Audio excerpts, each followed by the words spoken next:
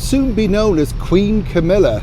But what is it that keeps Camilla on track and sane in this heady world of British monarchy and all the things that go towards it?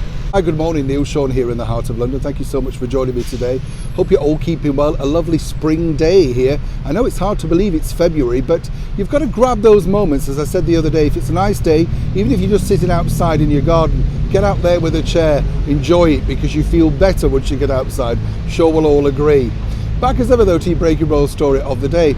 A lot of people have been asking me online, well, what's it like? What's Camilla like if she's going to be our queen? Of course, lots of people have preconceptions because of what's gone on over the last 25 years, and rightly so. Some good, some bad. There's nothing good about that. Even Camilla herself would say that she deserved some of the criticism that was thrown at her. But of course, 25 years down the line, she's worked incredibly hard to repair that image, and more importantly, show that she is a caring queen, a queen in waiting, shall we point out. And she's done so much good work for the charities. I know a lot of people are against her, but on the other side of the coin, you can't knock what somebody can do by just bringing their sheer presence to some of those much valued charities who are able to carry on, all thanks to her. And truly, it is thanks to her. What's interesting though is a lot of people say, well, what's she like, Neil? What's she truly like?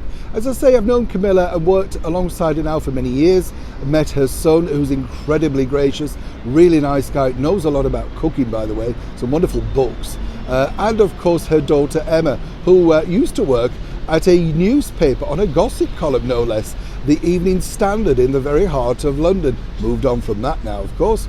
Interesting to note though that Camilla herself gets through a lot of the things through being, well, basically a very good laugh. She loves comedy, let me tell you. She enjoys the raucous laughter of people like the late Ken Dodd, but more importantly, she has an affinity to drag. Let me explain the reasons why. She's very good friends with another good friend of mine, in fact, Paul O'Grady. He has a show over here, very successful show called For the Love of Dogs. It's all set around charities that rescue cats and dogs. Paul just loves animals. He has a small farm, does all that sort of thing. But his alter ego many years ago was a drag act called Lily Savage. Controversial, sharp, and full of Liverpudlian humour.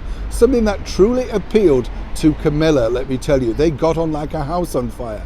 But Camilla isn't just a fan of Lily Savage, aka Paul O'Grady, who was known as the Birkenhead bomb site. But Camilla and Charles particularly enjoy the very fun humour of a brilliant Australian comedian, Barry Humphries. Now, Barry's created many different characters. His most famous, of course, are Celeste Patterson, the cultural attaché to Australia in England. I know, incredible character, a little bit near the knuckle, but very good fun. And of course, his most famous alter ego, Dame Edna Everage. Now, Dame Edna is a huge favourite with both Charles and Camilla. So much so, when you see this little bit of footage here, there was a great skit at the Royal Variety Performance a few years back, where Dame Edna was shown into the royal box alongside Charles and Camilla, and then politely asked to be moved. Not because she was in the royal box, but apparently they'd found her a better seat. Brilliant skit, brilliant humour, and with the full approval of Charles and Camilla, because they love that sort of comedy so much. So when a lot of people say, how will Camilla get on as our forthcoming queen, queen consort, what will she be like? I would say personally, and this is only my view, obviously, I think she'll be fine. I think she'll be great. In fact, it's such a shame that, these things come to certain people at certain ages. Can we expect that much of them, of course, when they reach such a golden age? It's difficult, isn't it? But for Camilla herself, she's proved to be hardworking, very ingenious at connecting with people, and more importantly, shining a light on those charities that truly, truly matter to her and so many people. What would I say to you? Give her a chance.